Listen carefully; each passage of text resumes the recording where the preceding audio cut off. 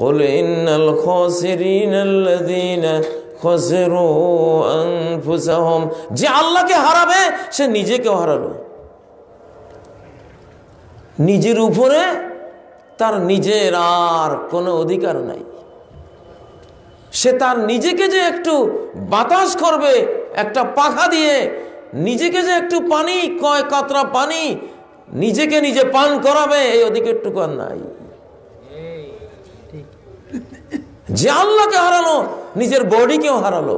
তার বডির উপরে ফেরেশতার রাজত্ব চলবে, মার আর মার, হাতুড়ির মার, সাপের রাজত্ব চলবে, তার রাজত্ব চলবে না। সাপে যখন চাইবে ছবল মারবে, উটের সমান এক একটা বিচ্ছু এসে তারে ছবল মারবে। আল্লাযীনা খাসিরু আনফুসাহুম, যে নিজেকে হারিয়েছে। আহা, দুনিয়াতে কেউ ব্যবসা করে নিজেরে হারায় না, টাকা হারায়, পুঁজি হারায়, কিন্তু আল্লাহকে যে হারাইলো নিজেরে হারালো। তার নিজের বডিটার উপরে তার একটুও দখল নাই, একটুও অধিকার নাই, একটুও ওনারশিপ নাই, একটুও মালিকানা নাই। তার এই বডিটা আল্লাহ দিয়ে দিবে জাহান্নামের দারোগা পুলিশদের হাতে। তোরা যা ইচ্ছা, তোরা যেমনে চাষে কি মার কাট, পোড়া, অতপ্ত গরম পানিতে সুবা ডুবা, আপনার নিজের বডির উপরে আপনার আর কোনো দখল নাই। জমির উপরে তো নাই, বাড়িঘর দুয়ারের উপরে তো দখল নাই, বিল্ডিংটা করেছেন সেটাও নাই, ব্যাংক ব্যালেন্স ছিল সেটাও নাই, কিছুই নাই। নাই হতে হতে নিজের একটা আঙ্গুলের মাথাও আপনার না। এটার উপরেও এখন পোকা মাকড় সাপ বিচ্ছু আগুন, ওদের ক্ষমতা, ওরা যা ইচ্ছা তা করে। আপনি তাকাই থাকবেন, এখান থেকে সাপে সবল মারতেছে, বিছায় কামড় মারতেছে, আগুনে পোড়াইতেছে, গরম পানি সব জ্বলছে দিচ্ছে, ওইদিকে ফেরেশতা হাতুড়ি মারতেছে। বডিটা আমার, ওরা কি করতেছে? এই যুগের মানুষের মতো এত নির্বোধ, আহাম্মক, এত অবৈজ্ঞানিক, এত নাদান ননসেন্স মানুষ পৃথিবীর কোনো যুগে যায় নাই। পড়ালেখা করা মূর্খ, ডক্টরেট ডিগ্রিধারী আবু জাহেল, নব্য আবু জাহেল, নব্য আবু লাহাব, নব্য ফেরাউন নমরুদ, এই যুগের অধিকাংশ মানুষ।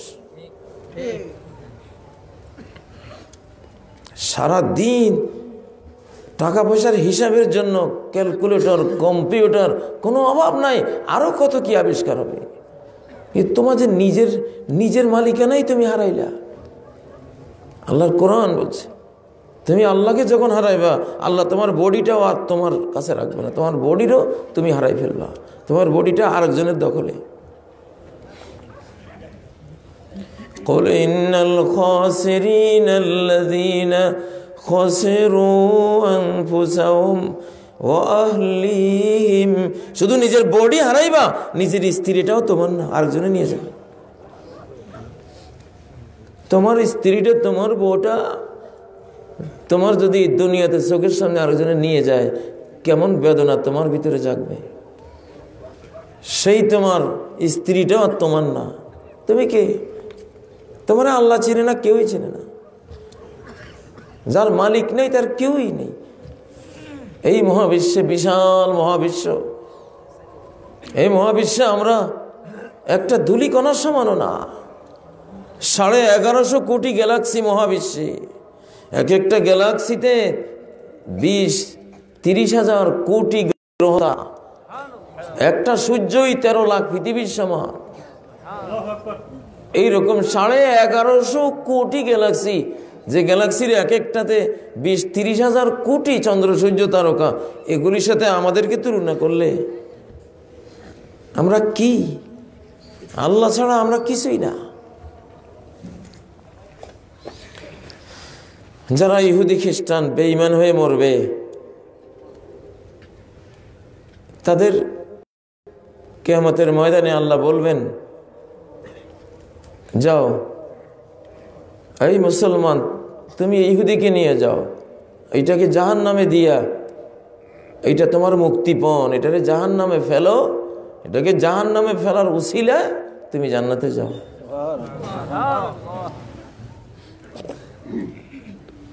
প্রত্যেক মানুষের নামে জান্নাতে ঘর সংসার আছে, তার স্ত্রী পরিজন আছে। তো প্রকৃত লুজার ব্যবসায়ী, খাসিরিন, ব্যবসায়ীর মধ্যে সর্বহারা ব্যবসায়ী আল্লাহ বলছেন কোরআনে যে নিজেকেও হারালো, নিজের পরিবার পরিজনকেও হারালো। অনন্ত অনন্ত কাল কোনো দিন না তার ছেলের সাথে সে দেখা পাবে, না তার আদরের কন্যার সাথে কোনোদিন দেখা পাবে, না তার মা, না তার বাবা, না তার কারোর সাথেই না, শেষ। এই মহাবিশ্ব, এই পৃথিবী যে আল্লাহর, আমরা তো ভুলেই গেছি, সব আমাদের, শুধু আমার। কত বড় সন্ত্রাসী যারা আল্লাহর কোরআন বাদ দিয়া আল্লাহর দুনিয়াতে নিজেরা মালিক হয়েছে, যে আল্লাহর আইন, আল্লাহর নিয়ম, আল্লাহর কানুন, আল্লাহ শরিয়া বাদ দিয়া নিজেরা আল্লাহর এই কারখানে কুদরতটা নিজেরা চালাইতেছে। নরসিংদীর আব্দুল কাদের মোল্লা সাহেবের কারখানা যদি ওনার কর্মচারীরা দখল করে, ওরাই যদি বেতন কাঠামো ঠিক করে যে আমার যে যা ইচ্ছা বেতন নিব, চেয়ারম্যান সাহেবের দরকার নাই, উনি কে আমরা চিনি না। এখন থেকে আমরা কর্মচারীরা, তোমার বেতন 1 লাখ টাকা, তোমার 3 লাখ, তোমার 5 লাখ, কারখানা যা, এটা আমরা, ওনার নাই। উনি করবে কি, র্যাব, পুলিশ, চিতা, কোবরা যা আছে চালাই দিয়া পিটাইয়া সবগুলি রে হ্যান্ডকাপ পরাইয়া তার বাহির করবে, ঠিক কিনা? আল্লাহর কি করা উচিত?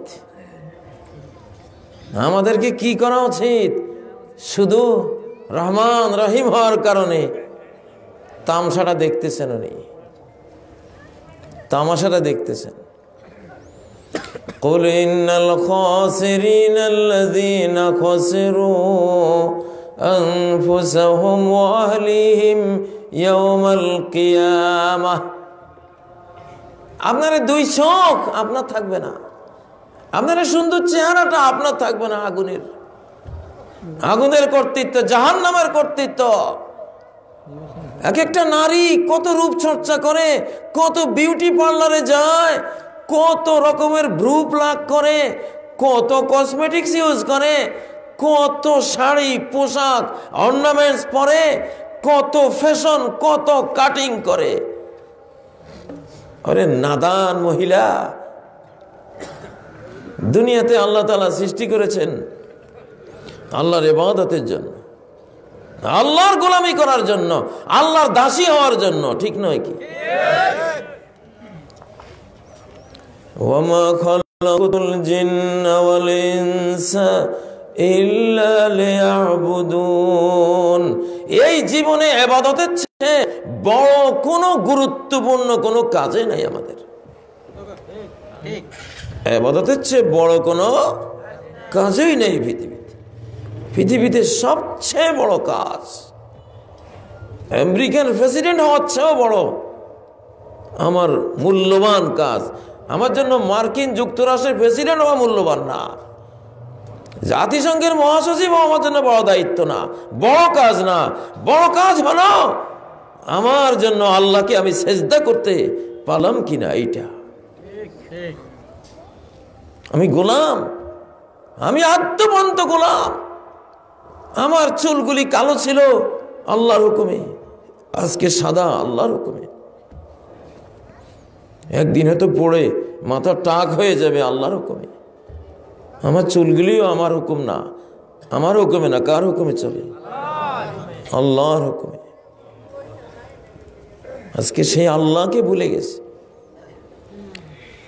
লিল্লাহি মুলকুস সামাওয়াতি ওয়াল আরদ, এই আসমানের অনাসিব, এর মালিকানা, এর সত্ত্বাধিকার, এর সিএস রেকর্ড, আরএস রেকর্ড, ডাড্ডা, খতিয়ান, খারিজ যা আছে পুরোটাই কার নামে? সব কার? আমাদের কিচ্ছু আছে? কিসের বাহাদুরি করি আমরা মানুষের? কার ইবাদত করি? সারাদিন গান বাজনা গাওয়া কার ইবাদত? এটা শয়তানের ইবাদত করার জন্য আসছি। কেউ শত্রুর পরামর্শ নিয়ে চলে, শত্রুর বুদ্ধিমতো চলে, শত্রু যে রাস্তা দেখায় সেই রাস্তায় চলে, শত্রু যা বলে তা করে। এর চেয়ে বোকা, এর চেয়ে আহাম্মক বেকুব পৃথিবীতে কেউ আছে? শত্রু উত্তরে যাইতে বললে দক্ষিণে যাইতে হয় নাকি? শত্রু যদি বলে এটা চিনি, মনে করতে হবে এখানে কিছু একটা সমস্যা আছে নাকি? নিয়ম। কারণ সে আমার জানের শত্রু, সে আমার ভালো কখনো চাইবে না। আদমের কি চাকচক্যময় ধোকাটা দিয়েছিল, গাছের তাই জান্নাতি।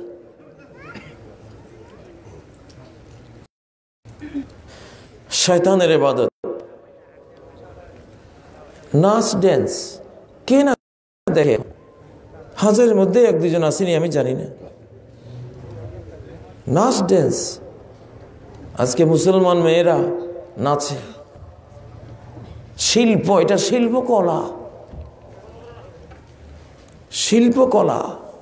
পরপুরুষের সামনে নাচা মুসলমান মেয়ের, উম্মতে মুহাম্মাদিয়ার নারী আব্দুল্লাহ আব্দুর রহমানদের মা,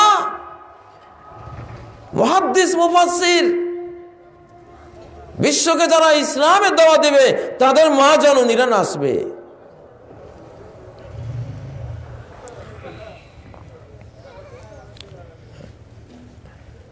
নাচ ড্যান্স হলো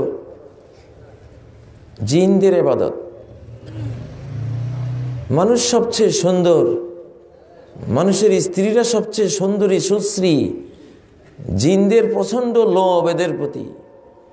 এই জন্য শয়তান আদম আর হাওয়াকে মূর্তি পূজা করায় নাই, সেই বুদ্ধি দেয় নাই। শয়তান আদমকে আর হাওয়াকে দেখতে চেয়েছে, তাদের লজ্জাস্থান সহ দেখতে চাইছে, তাদের বডি কেমন দেখতে চাইছে, এই জন্য উলঙ্গ করছে। মূর্তি বানায়, গাদা কতগুলি আছে মূর্তি বানায়, কয় দেবতায় তিনটা আহার চায়, একটা হলো নাচ, আরেকটা হলো ধূপ, আরেকটা হলো বাদ্য বাজনা। ওয়াজাবাতুল আলেহা, দেবদেবীর খাবার হলো তিনটা, নাচ ড্যান্স বাদ্য বাজনা আর ধূপ। কোন দেবদেবী এগুলি? এগুলি জিনাকার জিন। জিনাকার জিনরা নারীর বডি কেমন দেখতে চায়।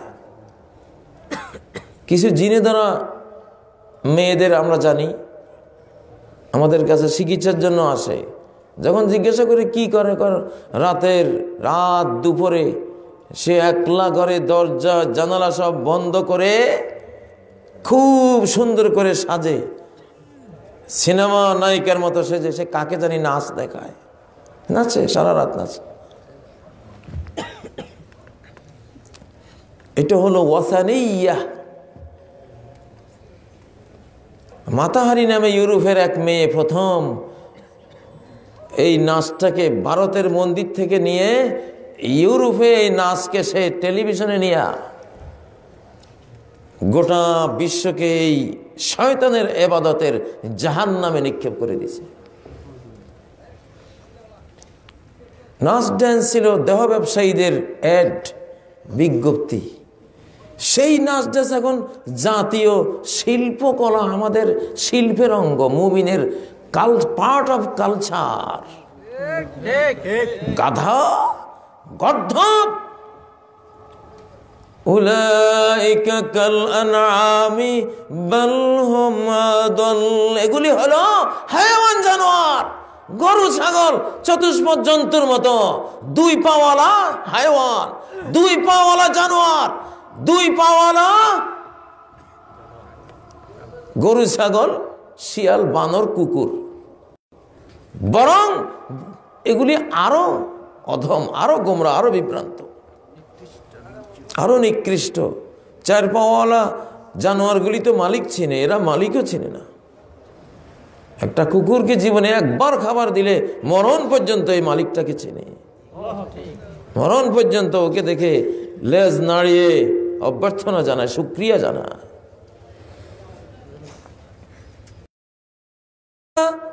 চাকচিক্যময় প্রতারণা। আপনি কল্পনা করতে পারেন এমন সুন্দরী মেয়েটা, এমন সাজ, এমন অলংকার, এমন ভার্চুয়াল স্টুডিও, এমন আলোর ফ্লাশিং, এইরকম আয়োজন, নাচতেছে। সে জানে না আমি কি করছি, সে কিছু পয়সা, এই ইলমটাই উঠে গেছে যে এটা হাজিহি হিয়া ইবাদাতুশ শাইতান, এটা হইল শয়তানের ইবাদত। জিন শয়তানা দেখতে চায় মানুষের বউগুলি, স্ত্রীগুলি কত সুন্দরী, এগুলির বডির কোন অঙ্গ কেমন, সাইজ কি, ওরা এটা এনজয় করে, অনুভব করে। ওরা তো মানুষের মতো। লাম ইয়াতমিসহুন্না ইনসুন ক্বাবলাহুম ওয়ালা জান। জান্নাতি নারীরা এমন যে ওদের সাথে তাদের স্বামীদের আগে কোনো মানুষও তাদের সাথে দাম্পত্য সম্পর্ক গড়ে নাই, মেলামেশা করে নাই। ওলা জান, কোনো জিনেরাও এই স্ত্রীদের সাথে মেশে নাই। বোঝা গেল মানুষের স্ত্রীদের সাথে স্বামীরা যেমন মিশে, এই জিন শয়তানরাও মেলামেশা করে।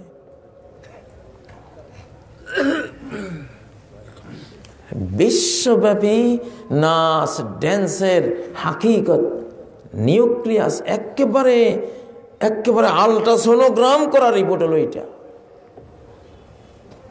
এই যুগের গাধারা বুঝে না কি জিনিসকে কি বানাইছে। টেলিভিশনের কারণে যন্ত্রের চাকচিক্য দিয়া চরম একটা নিকৃষ্ট জিনিসকে, আগের যুগের মানুষ এইসব মেয়েকে দেখলে থু দিতে হয় গেলি। শয়তানের ইবাদতকারী, ওয়াসানিয়া, শয়তানের ইবাদতকে বানাইছে মুসলমান জাতির শিল্পকলা। তাহলে তুই মুসলমান কসকা নিজের, আর কিসের মুসলমান?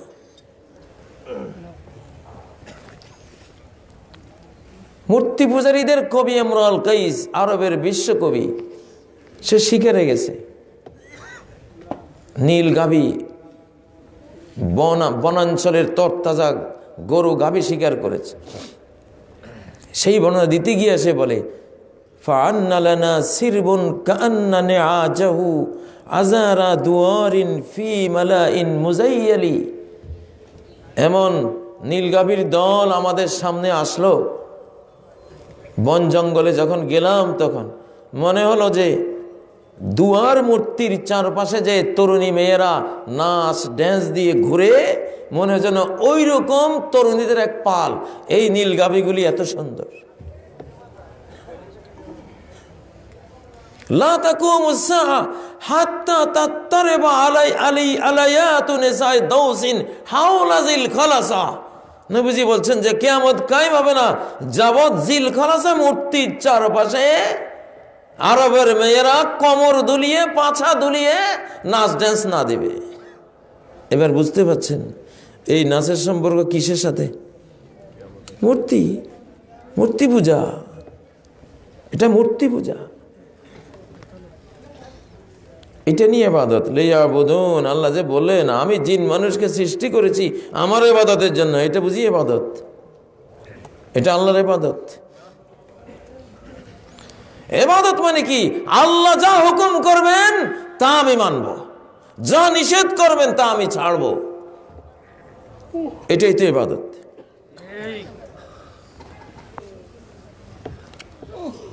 আজকের পৃথিবীতে সবকিছু আছে, ইবাদত নাই। যেটুকু ইবাদত আছে তার কোনো সার নাই। কদ আফলাহাল মুমিনুন আল্লাযীনা হুম ফি সালাতিহিম খাশিউন। ওই মুমিনরা জান্নাতি হয়ে গেছে, ওই মুমিনরা সাকসেসফুল হয়ে গেছে যারা সালাত তো পড়ে, কিন্তু শুধু সালাত দিয়া তাদের সাকসেস আসে না, সালাতের খুশুর দিয়ে আসে। সালাতে তারা মগ্ন হয়ে গেছে, নাই দুনিয়াতে নাই, সালাতে দাঁড়িয়ে যেন আল্লাহর আরশের ওখানে মেরাজে চলে গেছে। সেই সালাত কই? কোন মসজিদে আছে? কোথায় আছে? নবী সাল্লাল্লাহু আলাইহি সাল্লাম, সাহাবায়ে কেরাম সালাতে দাঁড়ালে দুনিয়াতেই নাই। খাশিউন, খাশে কই? পুরা মসজিদে একজনও নাই। অতারাল জামে লা তাকাদু তারা ফিহি খাশিআন, তুমি মসজিদে জামে মসজিদে যাবা, একজন খাশে মুসল্লিও নাই। জরগা তো শুধু কে আমিন আসতে বললো, জোরে বললো, কে রফিয়েদেন করলো, কে করলো না, কে কোথায় হাত বাঁধলো, কে কি করলো, তুল কালাম কাণ্ড মারামারি, আসলটাই নেই। খুশু নিয়ে কোনো প্রশ্নও নেই। ফেকার কিতাবেও 12-13 ফরজ লেখছে, সবচেয়ে বড় ফরজ যেটা খুশু, বিনয়, আল্লাহর ভয়ে মাটি হয়ে যাওয়া। আল্লাহর ভয়ে কিরকম হয়ে যাওয়া? জিব্রাইলের মতো হয়ে যাওয়া, যে জিব্রাইল পাখা মেললে 600 পাখা মেললে আকাশ আর দেখা যায় না। সাদ্দাল উফুক, আকাশের যেই প্রান্ত থেকে পাখা মেলে ওই প্রান্তে আর আকাশ দেখাই যায় না। এত বড় জিব্রাইলকে নবীজি বলেন, মারারতু লাইলাতা উসরিয়া বি বিল মালাইল আলা ফারাআইতু জিব্রাইল কাল হিলসিল বালি মিন খাশিয়াতিল্লাহ। এত বড় জিব্রাইলকে মেরাজের রাতে আমি দেখলাম আল্লাহর ভয়ে একটা নেকড়ার মতো এরকম এক কোনায় পড়ে রইছে।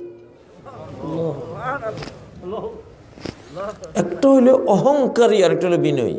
নামাজে দাঁড়ায় রয়েছে খসখসা, চেয়ারম্যান সাহেব দাঁড়াইছে, কি অহংকার। এমপি সাহেব, শিল্পপতি সাহেব, গোলামের ঘরের গোলাম, ফকিন্নির ঘরের ফকির। আল্লাহর কাছে গিয়া ওইখানে সেরকম হাবভাব। খাসের বিপরীত শব্দ হলো মুখতাল, অহংকারী। ইন্নাল্লাহা লা ইউহিব্বু কুল্লা মুখতালিন ফখুর। যেগুলি অহংকারী, দাম্ভিক, মসজিদে গিয়েও দাম্ভিকতা দেখায়, ঠিক না বেটি?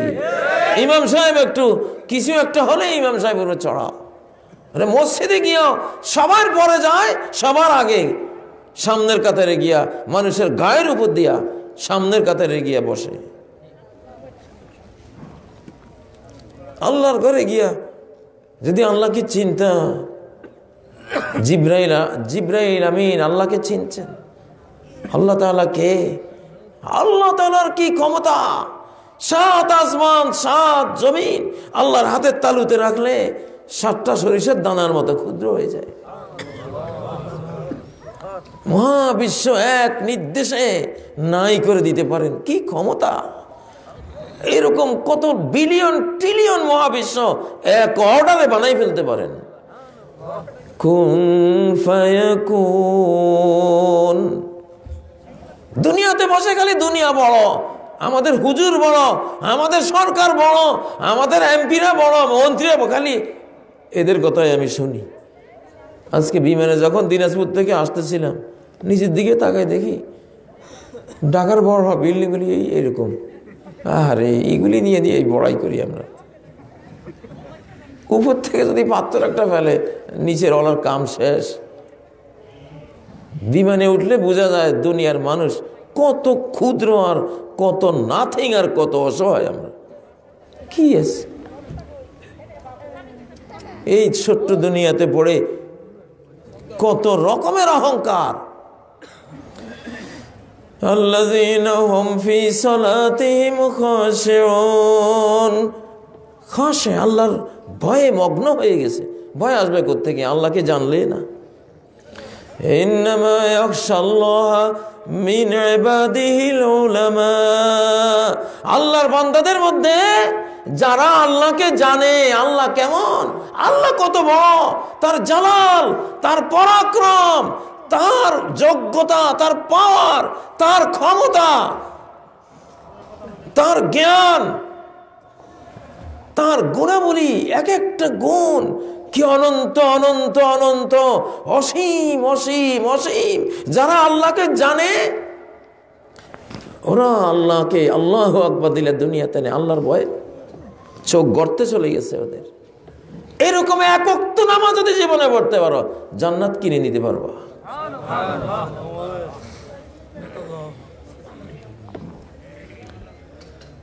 আল্লাহ যে নিজেকে বলছেন আর রহমান, তিনি একমাত্র দয়া করুণাকারী।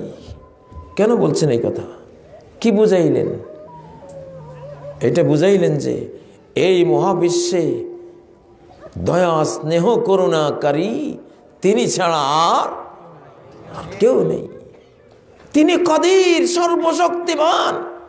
কেন এই গুণটা প্রকাশ করলেন? কি বুঝাইলেন? বুঝাইলেন যে আমি ছাড়া তোরা সবাই সর্বশক্তিহীন, আমি সর্বশক্তির মালিক, তোরা এক কপর্দক কোন শক্তিরও মালিক না।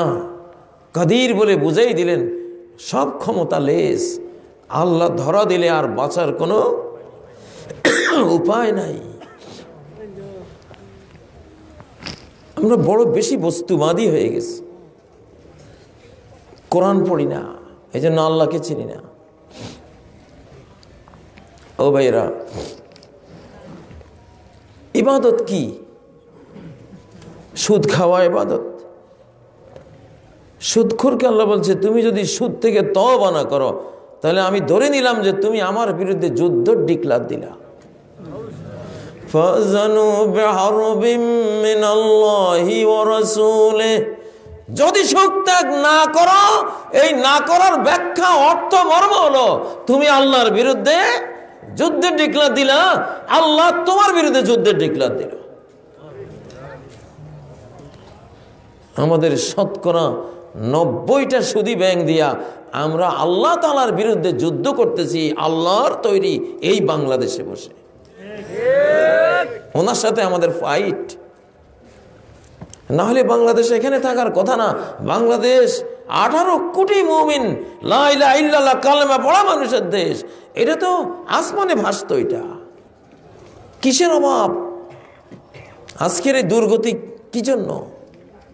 এই বাংলাদেশের অবস্থা ছিল যখন ঈমান ছিল, এই বাংলাদেশে পাপাচার ছিল না, কোরআন ছিল। ঘরে ঘরে ভোরবেলায় প্রত্যেকটা ঘর থেকে কোরআনের আওয়াজ আসতো। এক সময় স্মৃতিচারণ হয়, প্রত্যেকটা ঘরের ভিতর থেকে কোরআনের শব্দ আসতো। গভীর রাত্রে মুরব্বী আছে যেই যেই ঘরে, প্রতিটি ঘর থেকে জিকিরের আওয়াজ, তেলাওয়াতের আওয়াজ আসতো। আপনাদের মনে পড়ে না এগুলি? আমি তো দেখেছি আমার শিশুকালে। পর্দাফুশিদের ইবাদত, গোটা জেলায় হাঁটলে একটা অশালীন মেয়ে চোখে পড়ে নাই। কত বড় ফরজ ইবাদত! গোটা জেলা, গোটা দেশ শালীন সালেহাত নারী, মারিয়াম চরিত্রের, আয়েশা চরিত্রের নারী, ফাতেমা আসিয়া চরিত্রের নারী দিয়া গোটা দেশটা ভরা। তখন এই বাংলাদেশ বিশ্বের সেরা ধনী দেশ ছিল, সুখী দেশ ছিল। সারা ওয়ার্ল্ড থেকে এখানে আসতো চাকরি করার জন্য, গোলামি করার জন্য। ব্রিটিশরা আসছিল এখানে গোলামি করার জন্য, ব্যবসা করার জন্য। ওদের ব্যাংক অফ ইংল্যান্ডের পুঁজি এই বাংলাদেশ থেকে লুট করা টাকা পয়সা দিয়ে ব্যাংক অফ ইংল্যান্ড, প্রথম ব্যাংক যেটা ব্রিটিশরা করেছে, ওইটার টাকা ব্যাংক ভরেছে আমাদের টাকা দিয়ে। আজকে আমরা তৃতীয় বিশ্বের সদস্য, আমরা এখন থার্ড ক্লাস ফকির। ওনারা প্রথম বিশ্ব, আর আমরা কি? আমরা তৃতীয় বিশ্ব। আমাদেরকে প্রচার করে ওনারা তৃতীয় বিশ্ব। কারণ হলো আমরা আসলে ইসলাম কি জিনিস, সবচেয়ে বেদামি জিনিস আমাদের কাছে আল্লাহর ইসলামটা। সবচেয়ে বেদামি হলো আমাদের কাছে আল্লাহর কোরআন, সবচেয়ে বেদামি হলো আল্লাহর নবীর হাদিসগুলি, সবচেয়ে বেদামি হলো আল্লাহর নবীর নিয়ে আসা জ্ঞান, শিক্ষাতে যে মাদ্রাসা, এগুলি সবচেয়ে বেদামি এগুলি। এই জন্য আমাদের কোনো দাম নাই। আল্লাহ আপনাকে দাম সেই পরিমাণ দিবেন যেই পরিমাণ আপনি আল্লাহকে দাম দেবেন। আপনি আল্লাহকে, আল্লাহর দ্বীনকে, কোরআনকে আপনি বা আপনার জাতি আল্লাহর দ্বীন কোরআনকে যেই মর্যাদায় রাখবেন, আপনাকে আপনার জাতিকে আল্লাহ তাআলা সেই মর্যাদায় রাখবেন।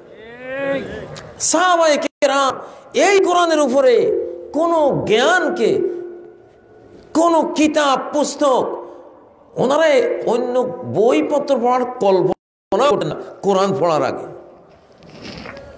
আউয়ালুল ইলমি তাআল্লুমু কিতাবিল্লাহ, মুসলমান প্রথম যে জ্ঞানটা শিখবে সেই জ্ঞানের বুক আল্লাহর কোরআন। আল্লাহর কোরআন। জিবরাইল আমিন মুহাম্মদ সাল্লাল্লাহু আলাইহি সাল্লামকে হেরা গুহায় কোন বইটা সবক দিয়েছিলেন? এইটা। আজকে আমি দেখি এই কোরআনে কি নাই। এক একটা আয়াত গবেষণা করলে একটা জাতির জীবনের সমস্ত অভাব দূর হয়ে যেতে পারে। এক একটা আয়াত এরকম আল্লাহর কোরআনে। ইসলামকে দাম দিতে শিখেন। ইসলামের উপরে মূল্যবান কোনো জিনিসই নাই। ইবাদতের চেয়ে বেশি মূল্যবান কোনো জিনিসই নাই। আখিরাতকে মূল্য দেন। ও ভাইরা, ওয়ামা খালাকাতুল জিন্না ওয়াল ইনসা ইল্লা লিয়াবুদুন।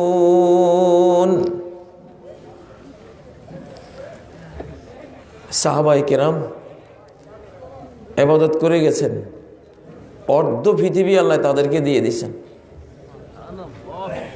আমরা সেই অর্ধ পৃথিবীর উপরে যা করতেছি নিজেরা আর 1 ইঞ্চিও বাড়াইতে পারিনি, বরং হারাইছি।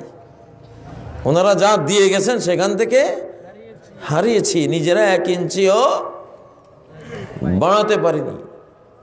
এখন ইমাম মাহদী আলাইহিস সালাম আসবেন, আগের তো অর্ধেক আছে, আর বাকি অর্ধেক আল্লাহ ওনাকে দিবেন ইবাদতের বিনিময়ে।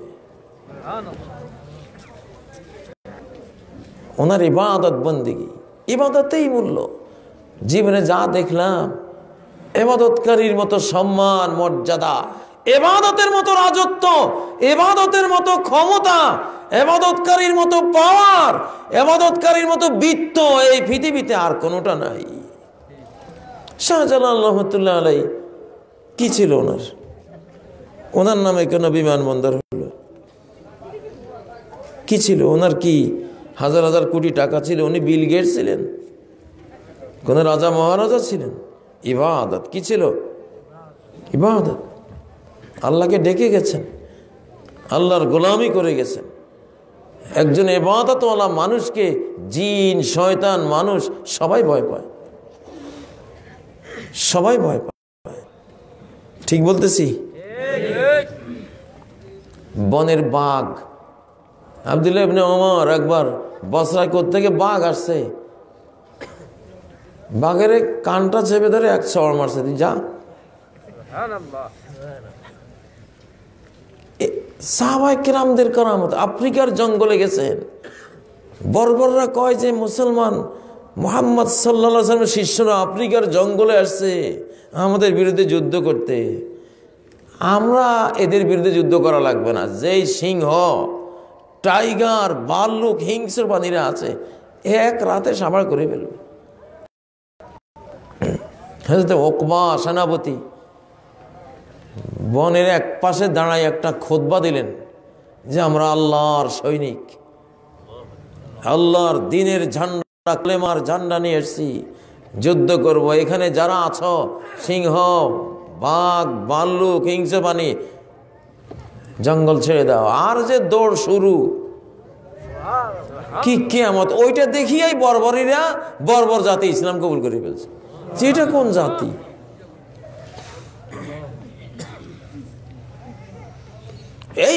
এই পৃথিবীর সবাই আপনার খাদেম, ওরা খালি তাকিয়ে থাকে আপনি যে বিশ্বে আল্লাহর সবচেয়ে বড় মাখলুক, আল্লাহর সাথে আপনার বিহেভটা কেমন। যদি দেখে যে আপনি আল্লাহর সাথে ভালো সম্পর্ক, সব আপনার বন্ধু, সব বন্ধু। আলাউল হাদরামি একদল মুরতাদের বিরুদ্ধে যুদ্ধে গেছেন, ওরা যুদ্ধ করতে করতে হেরে গিয়ে লোহিত সাগর জাহাজ দিয়া পার হয়ে এক দ্বীপে গিয়া আশ্রয় নিয়েছে। আলা আল হাদ্রামির কাছে কোনো যানবাহন জাহাজ কিছুই নেই। কতক্ষণ দেখে দেখে সৈনিকদেরকে অর্ডার দিলেন, মার্চ করো, সাগরে ঝাঁপ দাও। গোড়ার উট নিয়ে সাগর 11 কিলোমিটার গভীর এক একটা সাগর, সেই সাগরের মধ্যে ছোট ছোট গোড়া নিয়ে ঝাঁপ দিছে, দেখেছে একটাও ডুবে না, সব হাঁটি হেঁটে যাইতেছে। এটা কি? আপনি আল্লাহর খাদেম, সাগর আপনার খাদেম, এগুলি তো আপনার সার্ভেন্ট।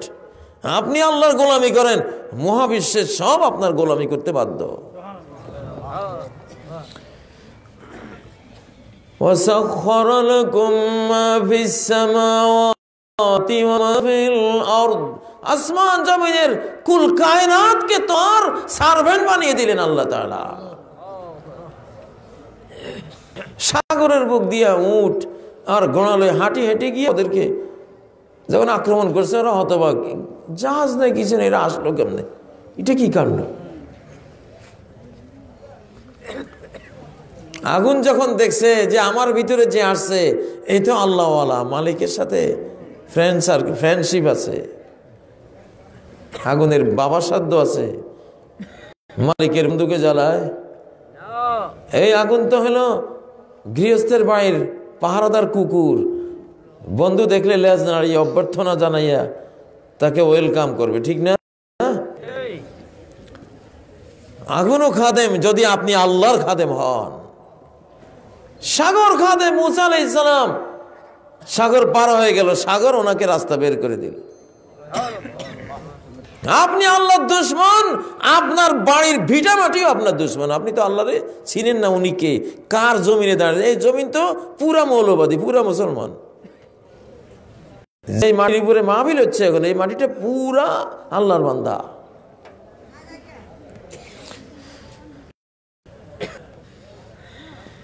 ثم استوى إلى السماء فقال لها وللأرض ائتيا طوعا أو كرها। আসমান সৃষ্টি করার যখন পরিকল্পনা করলেন, তখন বলেন, হে আসমান আর জমিন, তোমরা আমার অনুগত হয়ে চলে আসো। কলাতা, আসমান আর জমিন, এই মাটি আরে আকাশ বলল আল্লাহকে, আতাইনা তাইন, আপনার অনুগত গোলাম হয়ে আমরা আসলাম। আল্লাহু আকবার। জমিন বলছে, জমিনকে চিনেন? জমিনের উপরে পাপ করেন, ওইটা কত বড় আপনার সবকিছু মনিটরকারী সে।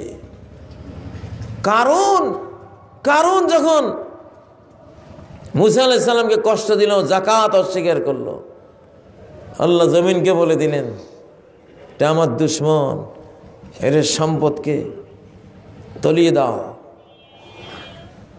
তারই ভিটা মাটি 695 বর্গ মাইল জুড়ে কারণের সম্পদ, 695 মাইল, প্রায় 700 বর্গ মাইল জুড়ে। সুবহানাল্লাহ, ঢাকা শহরের চেয়ে বড়। এখন পুরাটা হ্রদ, সাগর হয়ে আছে। ও ভাইরা, আল্লাহকে বুঝেন, আল্লাহর পাওয়ার এখন আল্লাহ দেখাবেন ইনশাআল্লাহ। বহু হয়েছে আর না।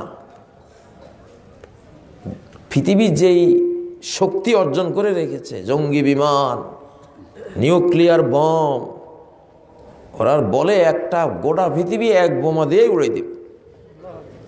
আল্লাহকে রাখোস না, একটা সবর কর। উনি একটা গ্রহ আনতেছে আকাশ দিয়া, ইমাম মাহাদির সাহায্যকারী গ্রহ আসতেছে। ইমাম মাহাদির জন্য বিশ্ব রাজত্বের পটভূমি রচনা করে দিবে, যেটা ওইটা আসতেছে। আপনাদের খবর নাই, আমাদের খবর নাই। আমেরিকা কাঁপতেছে, রাশিয়া কাঁপতেছে ভয়ে, যে কি আসতেছে এটা। এইটার মায়ের সামনে মানুষের তৈরি সবচেয়ে বড় পারমাণবিক বোমা, পারমাণবিক পটকা, পারমাণবিক পটকা। এটা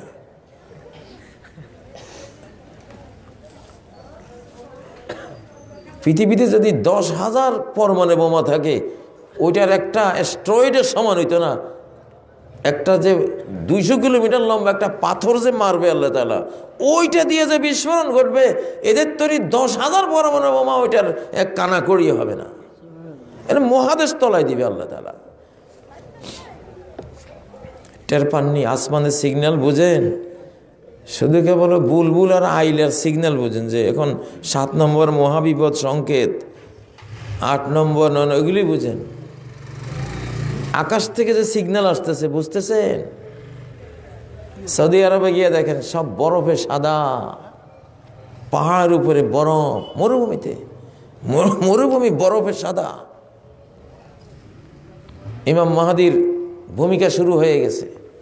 আল্লাহর ধরা, কাফেরের নিপাত আর কাফেরের পতন, মুমিনের উত্থান আরম্ভ হয়ে গেছে। ইমাম মাহাদির আগমনের কার্যক্রম, কর্মসূচি আরম্ভ হবে টর্নেডো, সাইক্লোন, টাইফুন, ভূমিকম্প, ক্লাইমেট, ভয়ঙ্কর ক্লাইমেট চেঞ্জের মাধ্যমে। নবীজি যে বলছেন যে মাহাদি আসলে বরফের উপর দিয়ে ক্রলিং করে গিয়ে হলেও মাহাদির হাতে বায়াত করো। বরফ কই? মক্কা মদিনায় বরফ কই? এখন যাই দেখেন বরফ যে শুরু হয়ে গেছে। উনি আসতেছে, বরফ নিয়ে আসতেছে। আরব দেশ সুজলা সুফলা শস্য শ্যামলা হয়ে যাবে। ইসরায়েলে এই শীতকালে বন্যা হয়ে 8টা বিমান নিয়ে সাগরে ফেলে দিছে।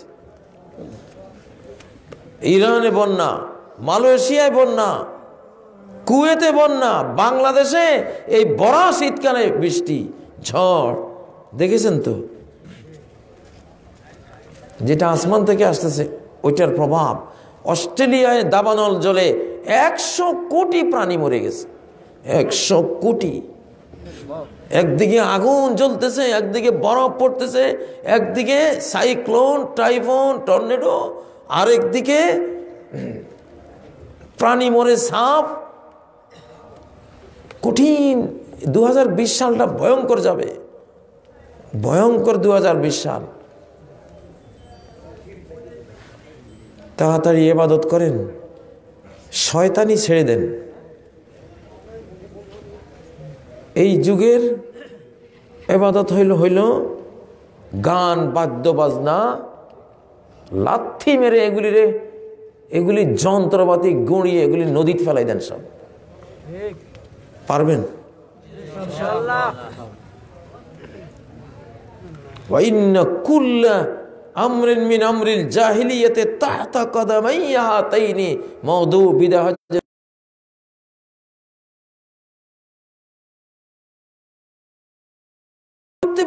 সমস্ত অপবিত্রতা, অশ্লীলতা আমার এই 2 পায়ে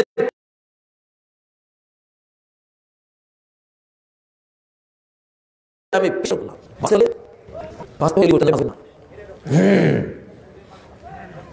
এখন বিল্ডিং এ ঘুমাইতে পারি না, ভূমিকম্প আসবে। ইমাম মাহাদির আগমনী হবে টর্নেডো, সাইক্লোন, ভূমিকম্প, এগুলি নিয়ে।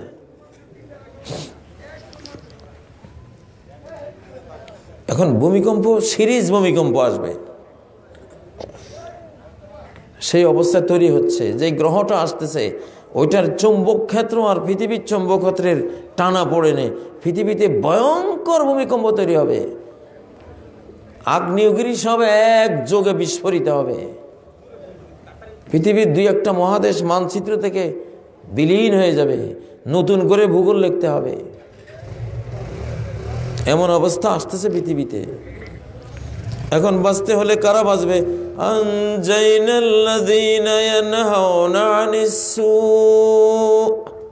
আমি ওদেরকে মুক্তি দিয়েছি আযাব থেকে, যারা মন্দ থেকে নিষেধাজ্ঞা দিত, অসৎ কাজে বাধা দিত, ওদেরকে আমি মারি নাই। এটা গোটা ইতিহাস। আসমান যখন ধরা দেয় তখন ওদেরকে 2 শ্রেণীকে মারে। যারা মন্দে লিপ্ত, মন্দ করে যাচ্ছে, দ্বিতীয়ত যারা মন্দ সয়ে যাচ্ছে। 2 দল শেষ। আর যারা মন্দে বাধা দিচ্ছে ওরা বেঁচে গেছে, ওদেরকে আল্লাহ মারবেন না। চাকচিক্যময় প্রতারক দাজ্জাল সব মন্দ জিনিসকে এমন চাকচিক্যময় করছে, এটার সামনে আমাদের ঈমান আমান সব ভুলুণ্ঠিত। এখন শিশুদেরকে স্কুল কলেজে পড়াই লাভ নেই। সচিব সাহেবরাই বলে এই শিক্ষা দিয়ে কি হয়, জাতির কোন কাজে আসে। ইচ্ছে যদি শুধু ধর্ম শিক্ষা দিত আর কারিগরি শিক্ষা, গোটা দেশ ধন্য হয়ে যেত। ধর্ম শিক্ষা, হাফেজে কোরআন, হাফেজে বুখারী, আর সাথে কম্পিউটার সায়েন্টিস্ট হও, ইরানের মতো ক্ষেপণাস্ত্র প্রযুক্তি শিখো, টেক্সটাইল ইঞ্জিনিয়ার হও, তুমি প্রকৌশলী হও, তুমি একজন পরমাণু বিজ্ঞানী হও। কারিগরি শিক্ষা। শয়তানি ইমানদারামি কতগুলি স্কুল কলেজে দিয়া, এগুলির জাতীয় জীবনে কিচ্ছু নেই, খালি চোর তৈরির। বঙ্গবন্ধু নিজে বলে গেছেন যে আমি পেয়েছি চোরের খনি।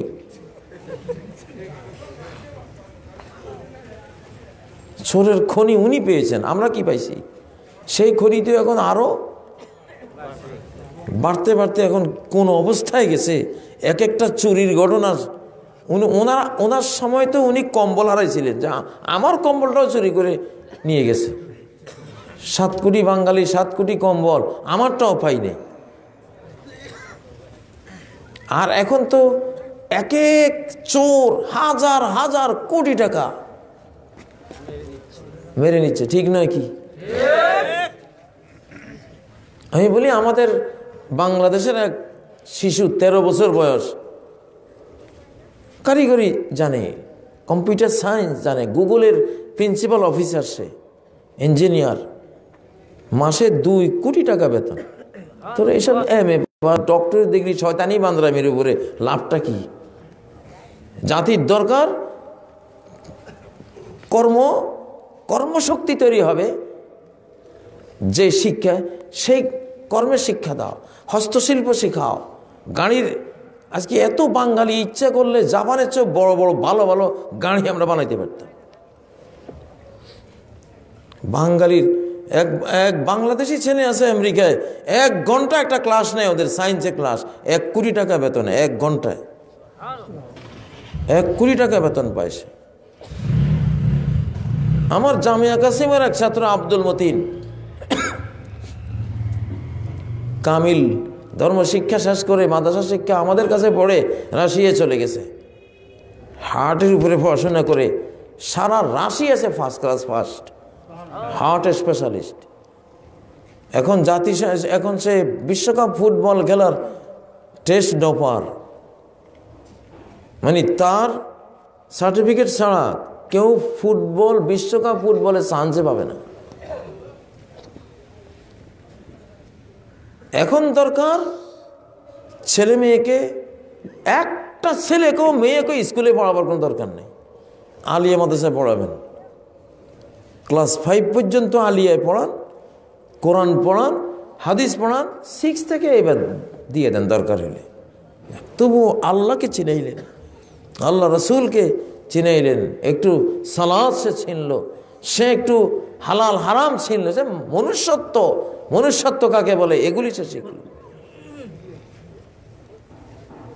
যেসব বিদ্যালয়ে কোরআন নাই, ওহীর জ্ঞান নাই, জ্ঞানের এই মহাসাগর যে বিদ্যালয় নাই, ওটারে বিদ্যালয় বলে কে? এটা আবু জাহল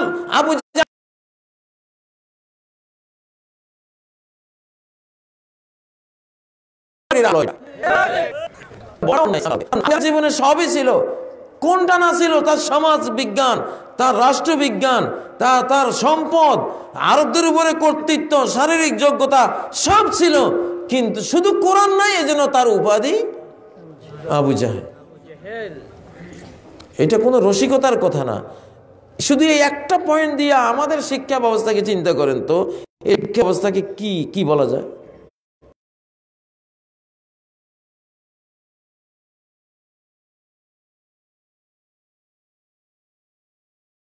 সামনের দুনিয়াতে ইসলাম গোটা দুনিয়া চালাবে, সময় বেশি নেই। তাড়াতাড়ি বাচ্চাগুলির কোরআন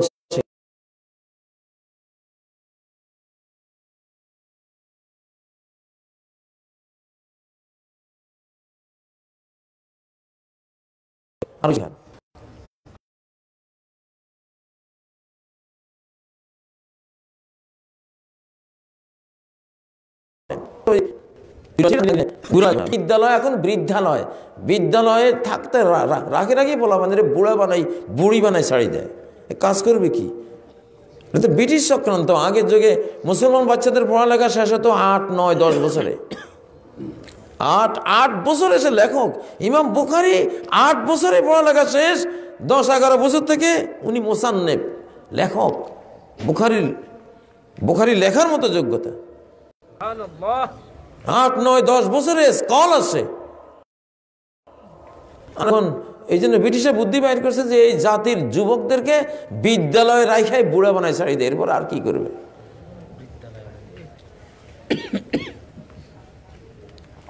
প্রিয় ভাইরা, চেঞ্জের মুহূর্তে, বদলে যাবার মুহূর্তে এখন আমাদেরকে কোরআনমুখী হতে হবে। আমাদের শিশুদেরকে কোরআনের বিদ্যালয়ে ভর্তি করতে হবে। আমি ঢাকা যে ইংলিশ মিডিয়াম স্কুলটা আমার, এভারেজ ইন্টারন্যাশনাল স্কুল, একটা শাখাতেই 1100-1200 স্টুডেন্ট। আমি সেখানে ইংলিশ মিডিয়ামের ভিতরে হেফজ শাখা দিয়ে দিয়েছি। 500 ছাত্রছাত্রী আমার হেফজ শাখায় ভর্তি, ইংলিশ মিডিয়াম স্কুলে। সবাই আসতেছে হাই লেভেলে, সরকারের বড় বড় সচিবদের, ব্রিগেডিয়ার জেনারেল, তারপরে মেজর, ডিএজি, আইজি, এদের বাচ্চারা সব। দেখেন কি কাণ্ড, কত সুন্দর শিখতেছে। একদিকে সে আরবিতে এক্সপার্ট, একদিকে ইংরেজিতে এক্সপার্ট, একদিকে ধর্মশিক্ষা সে পাচ্ছে, আরেকদিকে সে দুনিয়াতে চলার মতো সে যে কোনো শিক্ষায় সে গিয়ে ব্যুৎপত্তি অর্জন করতে পারবে। এরকম 2-4টা মাহফিলে সমাজের কোনো চেঞ্জ হয় না, চেঞ্জ হয় বিদ্যালয় দিয়া। চেঞ্জ ইঞ্জিন তৈরি করে দিতে হবে। এই জন্য সিদ্ধান্ত নিতে হবে আপনাদেরকে যে আজকে শিশুরা ইমাম মাহাদির যুগের এক একজন, তারা বড় বড় কর্মচারী, কর্মকর্তা হবে বিশ্বের, সারা ওয়ার্ল্ডের। ওদেরকে আমি কি শিখাচ্ছি? ফিউচার ভিশন, ইস্তেশাবুল মুস্তাকবিল, ভবিষ্যৎ দর্শন থাকা লাগে। আগামী দিনে কি আসতেছে এটা জানতে হয়। দেখেন না এখনকার সিনেমা হলগুলি জুতার দোকান। আগে সিনেমা হলগুলি এখন কি জুতার দোকান। আগের পোস্ট অফিসগুলি এখন মাতম কাদা। ওখানে কে যায়? কে যায় ওখানে? আমি তো, আমার মনে হয় 40 বছরও একদিন যাইনি। জমানা পরিবর্তনশীল, এখন কোরআনের যুগ চলে আসছে। এক আজহারি, এই যে মিজানুর রহমান আজহারি, দেখেন একজন বক্তা, সমালোচনা করতে পারেন, একজনের দোষগুণ থাকবে, সমালোচনা করতে পারবেন, আমি সেই দিকে যাব না। কোন মাহফিলে, একটা ওয়াজ মাহফিলে 10 লক্ষ লোক হওয়া, আপনি ভাবতেছেন কি? আল্লাহ কি মেসেজ দিচ্ছেন যে দেখ, আমি যখন ইমাম মাহাদিরে আনবো তো 10 লাখ 10 কোটি লোক হাজির হবে সেই মাহফিলে। আমি দেখতে পাচ্ছি এটা ইমাম মাহাদির পূর্বাভাস, যে এরা একজন সাধারণ বাংলাদেশী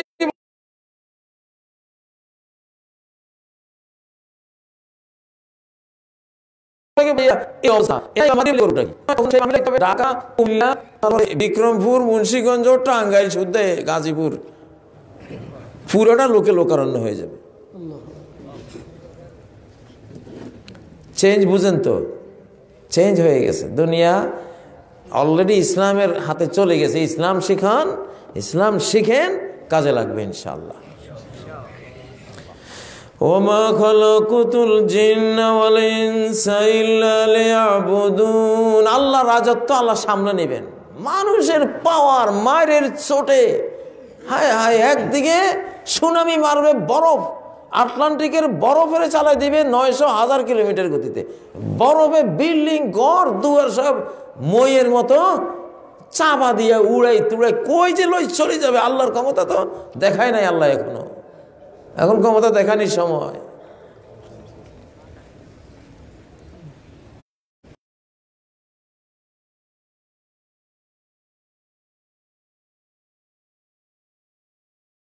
সৈনিক, বিশাল বিশাল হস্তি বাহিনী, আল্লাহর ক্ষমতা তো দেখিস নাই। ছোট ছোট পাখি কত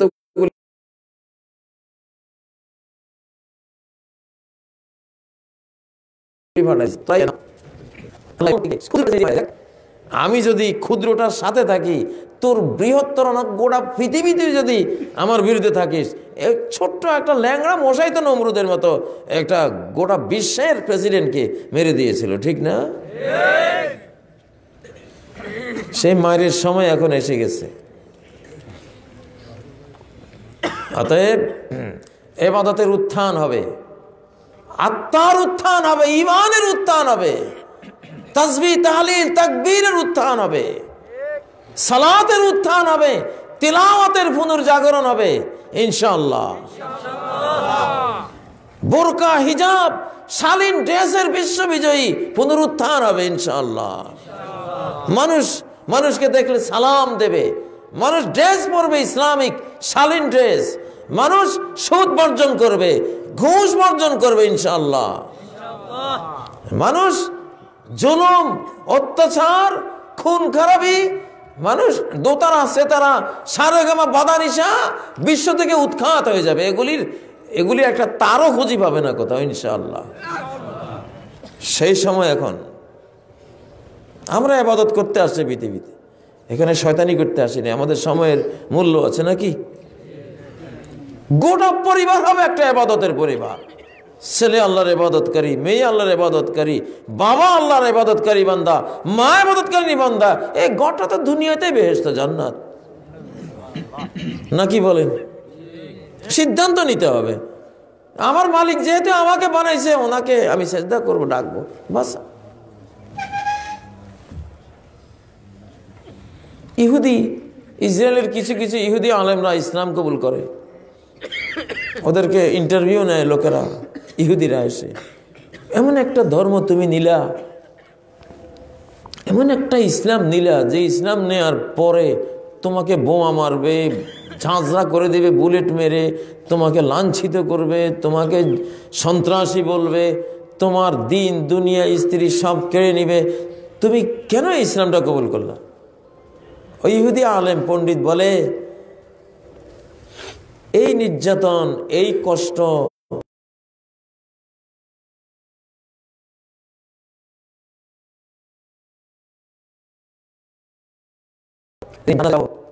সেদিন তুই কাঁদবি, হায়রে তোর মতো যদি আমি এরকম নির্যাতিত হইতে পারতাম, আমি যদি এরকম খুন হইতে পারতাম আল্লাহর জন্য, আমি যদি এইরকম মার খেতে পারতাম, এইরকম যদি আল্লাহর জন্য লাঞ্ছিত হতে পারতাম, আজ আমিও জান্নাতে যাইতে পারতাম।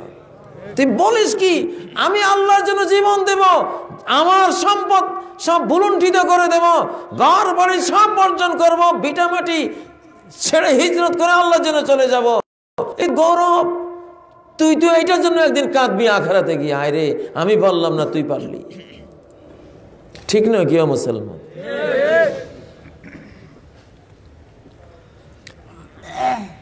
ইসলামকে প্রাধান্য দেন। আমার বাবা, ওনার 10 ছেলে মেয়ে, আমার বড় ভাই প্রচন্ড ইংরেজি আর অঙ্কের উপরে তার দখল ছিল। অঙ্ক দেখেই বলতো এটা রেজাল্টেই। আর ইংরেজি ক্লাস 9-এ থাকতে IAB এর ফলাফলের ইংরেজি কোচিং করাইতো সে। আমার বাবা দিতে মাদ্রাসায়, মাস্টার সাহেবরা নিয়ে যেত ফুসলাইয়া স্কুলে। বাবা যেহেতু বাড়িতে থাকতেন না, তখন মাদ্রাসায় চাকরি করলে 5-10 টাকা বেতন পাওয়া যাইত। আমার বাবারা দাদারা এরা সময় বড় বড় হাফেজ মুহাদ্দিস, মাদ্রাসার প্রতিষ্ঠাতা প্রিন্সিপাল, এরা চাকরি করতো। চাকরি তো না, শিক্ষকতা করতো, 10 টাকা 15 টাকা। সবসময় শুনতাম, পাইলে রুজি না পাইলে রোজা, আছি নবীগণের এই রাস্তায়। পাইলে রুজি না পাইলে রোজা, কোনোদিন তো ছাড়ে নাই এই শিক্ষাটাকে। পড়াইতে বসছে, দেখছি 5 ঘন্টা এক নাগাড়ে পড়াইতেছে। কি আগ্রহ, কি ইখলাস, আল্লাহর জন্য করছে। আমারই বড় ভাই এইভাবে, যেহেতু বাবা সাথে রাখতে পারেন না, সেই অ্যাবিলিটি ছিল না, মাদ্রাসার মধ্যে তখন কিছুই ছিল না, পুরোটাই ত্যাগ, আত্মত্যাগ। ব্রিটিশরা এই দেশের মাদ্রাসার সমস্ত জায়গা জমি বাজেয়াপ্ত করে পথের ভিখারি বানিয়ে ছেড়ে দিয়েছে। তারপরেও আলেমরা মান ইজ্জত সব বলুণ্ঠিত করে এই প্রতিষ্ঠানগুলি তারা ধরে রেখেছে। আজকে তো সেই অবস্থা নাই। আজকে আমাদের সব আছে। একসময় আমাদের ওস্তাদদের কিছুই ছিল না। আমার সেই ভাইকে আমার বাবা 19 বার মাদ্রাসা দিয়েছে, আর মাস্টাররা 19 বার স্কুলে নিয়েছে। 19 যোগ 19 কত? 38 বার। তাহলে বুঝাইতো যে তুমি মাদ্রাসায় পড়লে তো তোমাকে খয়রাত করতে হবে, এই যে ভিক্ষা করতে হবে, পড়বা কেন? এই অবস্থা ছিল। কিন্তু আমি দেখতাম আলেমরা যে পড়ায়, মাদ্রাসায় পড়ে থাকতো, কি গৌরব, কি শান্তি মনের মধ্যে। আল্লাহু আকবার, কি শান্তি, কেমনে যে চলতো। আমি কোনো 8-10টা সন্তান সুদ্ধা, কি বেতন সামান্য, এটা কি যে বরকত। 10 টাকা দিয়ে মনে হয় যেন 20 দিন চলতেছে। বারাকা। আলেমরা দুনিয়া ত্যাগী ছিল। এই বাংলাদেশের ওলামারা বিগত 100 বছর পুরা দুনিয়া ত্যাগী ছিল তারা। এখন সেনা আল্লাহ তাআলা রাস্তা খুলে দিচ্ছেন, কিন্তু এখনকার চেয়ে ওই সময় বেশি ভালো ছিল। তারা গৌরব করত। আমি দুনিয়া সে কেয়া মতলব, দুনিয়া এক সময় ছিল আলেমরাই এই রাষ্ট্র চালাইছে। 700 বছর আলেমরাই গোটা ভারত উপমহাদেশ চালাইছে। ওনারা যখন হারাই গেছে, এটা যেন কাঁদে নাই। এটা তো এমন জাতি আমরা মুসলিমরা, প্রয়োজনে পেটে পাথর বেঁধে আমরা দিন নিয়ে বিশ্বে আমরা এই দিনের প্রচার করব, ঠিক নয় কি? পেটে পাথর বেঁধে মসজিদে পড়ে থাকবো, আল্লাহর ইবাদত করব। ইবাদত আখিরাতের জন্য, ইবাদত দুনিয়ার জন্য না। ইবাদত দুনিয়ার জন্য না। দুনিয়া ইবাদত করলেও আল্লাহ খাওয়াবেন, না করলেও খাওয়াবেন। যারা ইবাদত করে না তারাই তো বেশি খায় দুনিয়া।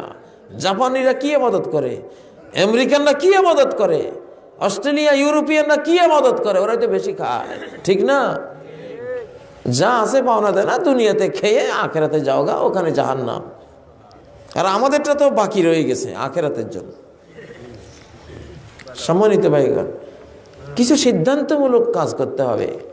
সিদ্ধান্তটা হলো প্রত্যেক ঘরে ঘরে প্রত্যেকটা বাচ্চাকে কম্পালসারি আল্লাহর কোরআনের শিক্ষা দিবেন। মক্তব, যে এলাকায় মক্তব নাই, কোরআনের এই মক্তবগুলি করে দেবেন। অর্থ সহ কোরআন শিক্ষা দিবেন, নিজে শিখবেন। এই যুগে কোরআন ছাড়া ঈমান বাঁচবে না। কোরআন ছাড়া ঈমান বাঁচাবার কারো কোনো ক্ষমতা নাই। এমন বেঈমানি সমাজ, একটা রুজি নাই পাপ ছাড়া। শুধু পাপহীন রুজি কোনটা? গরু ছাগল ভেড়া একদল লইয়া পাহাড়ে জঙ্গলে যাইতে পারেন, ওইটাতে পাপ নাই। তো সেটা আমরা কয়জনে করব? লা তুনালুল মাঈশাতু ইল্লা বিমাসিয়াতিল্লাহ। এমন যুগ, একটা রুজিও নাই নাফরমানি ছাড়া। আপনি শিক্ষকতা করেন, ছেলে মেয়ে একসাথে, নজরে নজরে জিনার পাপ, ঠিক নয় কি? আপনি অফিসে যান, নারী পুরুষ, সুদ ঘুষ দুর্নীতি বেনামাজিগিরি,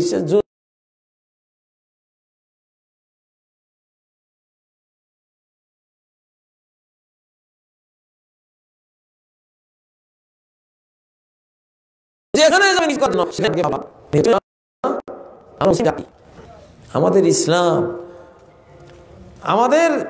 আমাদের দুনিয়ার মুসিবত কোনো মুসিবতই না। সাহাবায়ে কেরাম দুনিয়ার বিপদকে কখনো বিপদ মনে করতেন না।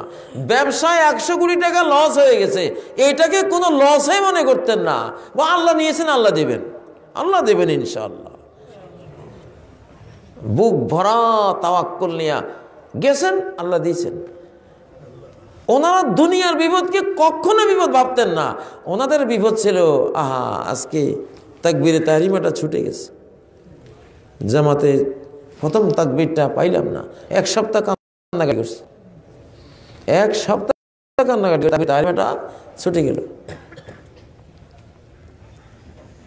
ওনাদের মুসিবত, দিনের মুসিবতকে ওনারা মুসিবত হিসাবে কাউন্ট করতেন। দুনিয়ার মুসিবতে খড়কুটা এই ক্ষণিকের একদিনের দুনিয়ার এটার ভ্যালুই কি? গোটা পৃথিবীর ভ্যালু একটা মশার ডানার সমান না। তো মশার ডানা একটা কারো পড়ে গেলে সে কাঁদে। আর আমাদের যুগে এসে দিনের মুসিবত কোনো মুসিবতই না। আমাদের মুসিবত হলে সব দুনিয়ার মুসিবত। টাকা নাই, স্ত্রীটারে পাঠাই দেব একেবারে হংকং, সিঙ্গাপুর, সৌদি আরব, ওখান থেকে গর্বে জারজ বাচ্চা নিয়ে বাংলাদেশে আসবে। এর চেয়ে মরে যাওয়া যে কয় হাজার কোটি গুণ ভালো। মরে যাওয়া ইচ্ছে কয়েক হাজার কোটি গুণ ভালো। মেয়ে লোক বিক্রি করে খাওয়ার বাকি আছে, আর পুরুষ হইয়া মেয়ে লোক বিক্রি করে খাওয়ার জন্য দুনিয়াতে আছি আমরা। আস্তাগফিরুল্লাহ।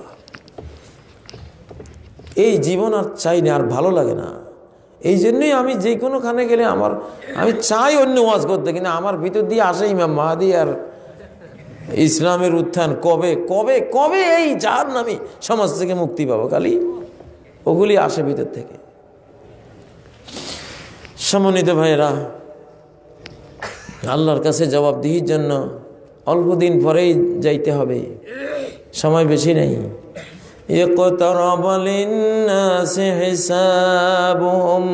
হিসাব নিকাশ একেবারে কাছে। কি হিসাব দেব আল্লাহর কাছে?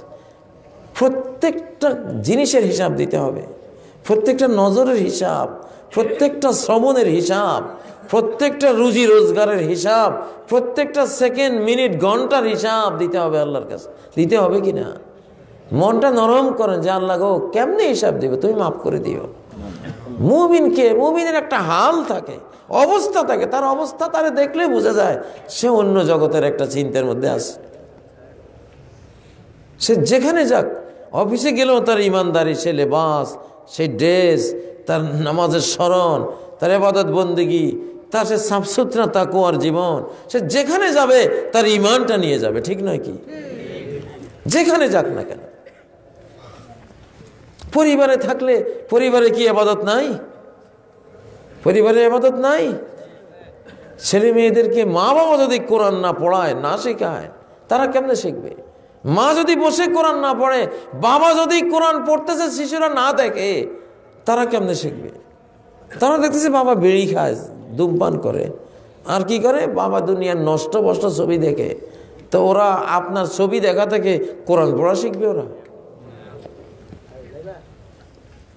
আমাদের তো মনে আছে, আমাদের বাবারা সেই যে জাগতেন রাত 3টায়, মায়েরা জাগতেন রাত 3টায়, সকাল 8টা, 8:30 পর্যন্ত টানা কোরআন, তাহাজ্জুদ, ফজর, ইশরাক, সালাতুদ দোহা, এটা তো স্বচক্ষে দেখা। আমরা তো মানুষ হয়েছি ওই বিদ্যালয় থেকে। পরিবারটাই তো আমাদের বিশ্ববিদ্যালয়, ইউনিভার্সিটি। মানুষ তো ইউনিভার্সিটি। আজকে পরিবারগুলি হলো যত গাল কাটা কামাল, কুত্তা জহির, এরশা শিকদার, মুরগি মিলন তৈরির কারখানা। যত ধর্ষক, শয়তান, বান্দর তৈরি। 60 ফ্যান পরে মেয়ে লোক বাইরে, কত বড় বান্দর নি। হ্যাঁ, এগুলি দেখার জন্য বাঁচে রয়েছে। এর আগে যদি কবরে যাইতে পারতাম কত ভালো ছিল এগুলি। আস্তাগফিরুল্লাহ।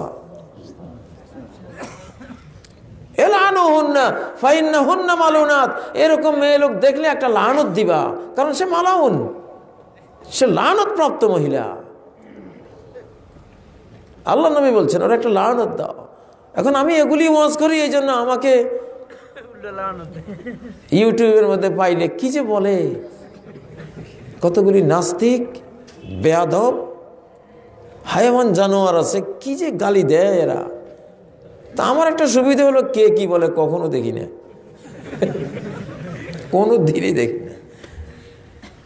হাতি চলতা রহে, কুত্তে ভুঁকতে রহে, বাস আমার নিয়ম হলো এটা, কোনো সময় দেখি না। আল্লাহ যতদিন পৃথিবীতে বাঁচিয়ে রেখেছেন চলবে ইনশাআল্লাহ। দোয়া করবেন। আর যুবকরা ইনশাআল্লাহ তোমরা আল্লাহর রহমতে পৃথিবী এখন পরিবর্তনের একেবারেই মুখে, বিশ্বের সবগুলি ইসলামের বিজয়ের লক্ষণ আমরা দেখতে পাচ্ছি। এই ধ্বংসস্তূপের উপরেই ইসলামের খেলাফতের অট্টালিকা নির্মিত হবে ইনশাআল্লাহ। তো তোমরা আর খারাপ পথে যাইও না যুবকরা। গান বাজনা যত খারাপ সম্পর্কগুলি বাদ দাও। একটা বৈধ স্ত্রী তোমরা নিয়ে থাকো, কোনো অবৈধ মেয়ের সাথে সম্পর্ক করো না। এটা বড় ঘৃণিত, আল্লাহর কাছে ঘৃণিত কাজ। এগুলি দিয়েই দাজ্জাল আর বর্তমান শয়তানরা গোটা বিশ্বকে তারা ধরে রাখতে চায়, শাসন করতে চায় এগুলি দিয়া। এসব কিছু থেকে তোমরা ইনশাআল্লাহ নিজের জীবনকে পবিত্র করে নাও। আল্লাহ তৌফিক দান করুন। মসজিদে চেয়ারে বসে নামাজ হবে কি হবে ইনশাআল্লাহ। নবী সাল্লাল্লাহু আলাইহি সাল্লাম নিজেও তো উটের পিঠে তিনি সালাত পড়তেন, কাঠের আসনের উপরে। ইউসাল্লি আলা রাহিলাতিহি হাইসুমা তাওয়াজ্জাহাত বিহি, তিনি তার বাহন উটের উপরে সালাত পড়তেন। উটের উপরে পিঠের উপরে যে কাঠের একটা আসন থাকে, ওটার উপরে বসে সালাত পড়তেন। তো সেই কাঠের আসনটা আর এই চেয়ারটা একই জিনিস।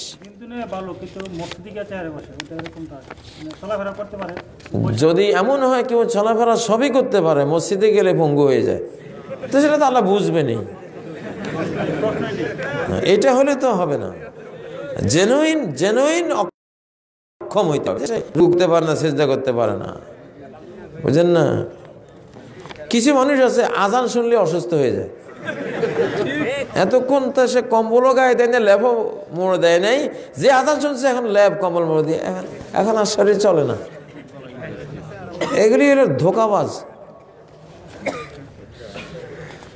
ঈসা আলাইহিস সালাম আল্লাহর হুকুমে মৃত মানুষকে জীবিত করার এই মানুষটি কি আবার সাথে সাথে মারা যেত? হ্যাঁ, তার তো রিজিক নাই দুনিয়াতে, সে তো যা রিজিক ছিল খেয়ে গেছে, আর বাঁচবে কেমনে? এজন্য জিন্দা করতেন, জিন্দার পরে আবার মারা যেত, যেহেতু রিজিক নাই তার। কারণ মৃত্যুর আগে সবাই তার বরাদ্দকৃত রিজিক সব খেয়ে এক চাল, এক গম পরিমাণও, এক বিন্দু পানিও সে ছেড়ে যাবে না, পুরাটা খেয়ে তারপর যাবে। এরপর যদি জিন্দা হয় খাবে কি? এখানে থাকি লাভ আছে? অনাহারে মরার জন্য। ওই জন্য যে পথে আসছে ওই পথে আবার বিদায়। দাজ্জালের কি পরকাল বলতে কিছু আছে? জাহান্নাম। সে তো কাফের বেঈমান, নিজেকে আল্লাহ দাবি করবে, এগুলো জাহান্নামী। ঝগড়া করে মসজিদ করে, ওই মসজিদে ইমামতি জায়েজ আছে কি? কিছু ঝগড়া তো বৈধ ঝগড়া আছে, ঠিক না? হক হালালি ঝগড়া তো আছে। হ্যাঁ, ওরা কবর পূজা করে, মূর্তি পূজা করে, মসজিদের ভিতরে মাজার ঢুকায়, কবর ঢুকায়, তখন করা কি? তখন তো আপনি নিশ্চয় একটা ভালো পরিবেশ, সুন্নত মতো একটা মসজিদ তৈরি করে সালাত পড়তে হবে। এই জাতীয় হলে তো সমস্যা নাই। আর যদি কিছু ঝগড়া আছে, আমিন জোরে বলা, আসতে বলা, বাংলাদেশে 3 মাসলা লইয়াই তো মারামারি, এগুলো নিয়ে হইলে সমস্যা আছে। আল্লাহর কাছে কি জবাব দেব আমরা? একজন মুসলিমকে তাফরিক করা যায় না, তার সাথে ইখতিলাফ করা যায়। তাফরিক হলো জুদা করে দেয়া, ভিন্ন করে দেয়া। যাও তুমি আমার এই মসজিদে এসো না, আমি একজন কালেমা পড়া মুসলিম ভাইকে ভিন্ন করে দিলাম, এটা হারাম। এটা যে করবে তার জাহান্নামের আগুনে তাকে জ্বলতে হবে।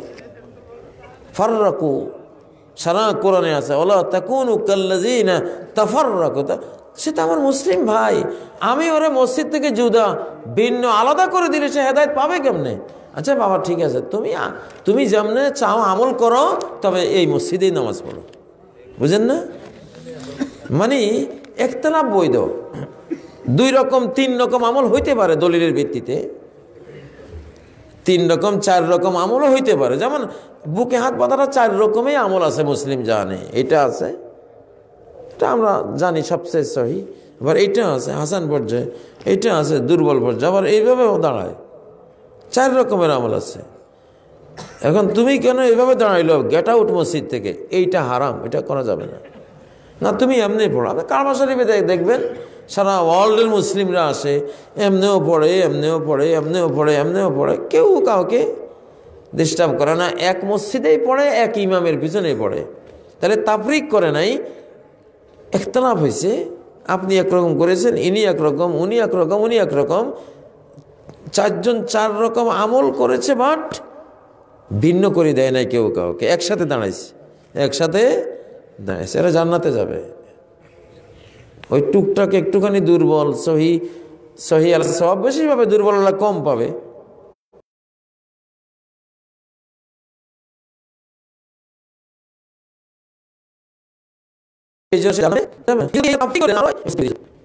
এইটা হইলে এইটা করলে আপনি ঠেকে যাবেন, এটা করা যাবে না।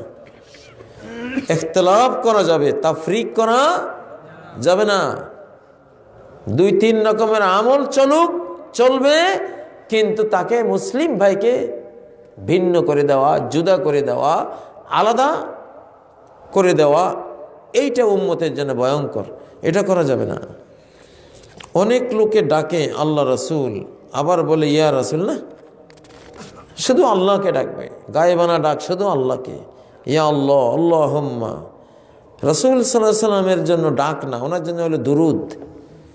ওনার নাম আসলেই সাল্লাল্লাহু আলাইহি ওয়াসাল্লাম, ইয়া রাসূল আল্লাহ বা আল্লাহ রাসূল, এতে শিরকের পর্যায়ে চলে যাবে।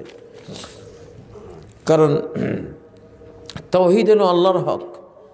দোয়া ফালা তাদউ মা আল্লাহি আহাদা, আল্লাহর সাথে আর কাউকে ডেকো না। তিনি নবী হন, জিব্রাইল হন, তিনি ফেরেশতা হন, জিন হন, ওলিয়া উলিয়া কে হয় হন, আল্লাহর সাথে আর কাউকে ডাকা যাবে না। আমার মা যদি আমাকে ওয়াজে আসতে নিষেধ করে তো কি করব? ওয়াজে আসা তার ফরজ না। মা যদি নিষেধ করে, মায়ের কাছেই থাকেন। নফল ইত্যাদি বিষয়, বুখারীতে একটা হাদিস আছে জোরাইজের মায়ের কাহিনী। জোরাইজ খুব ইবাদতকারী একজন মানুষ ছিলেন। তো তিনি গির্জায় ইবাদত করছেন, ওই সময় মা এসে ডাক দিল, ইয়া জোরাইজ, হে জোরাইজ। তখন জোরাইজ নফল সালাত পড়ছিল। সে বলল, আল্লাহুম্মা উম্মি ওয়া সালাত,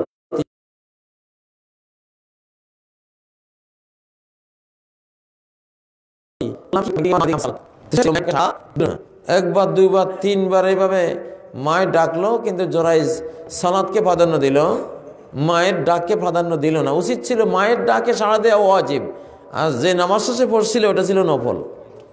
তো ওয়াজিব যখন আসে তখন নফল রাখা যায় না, ফরজ ওয়াজিবের গুরুত্ব বেশি।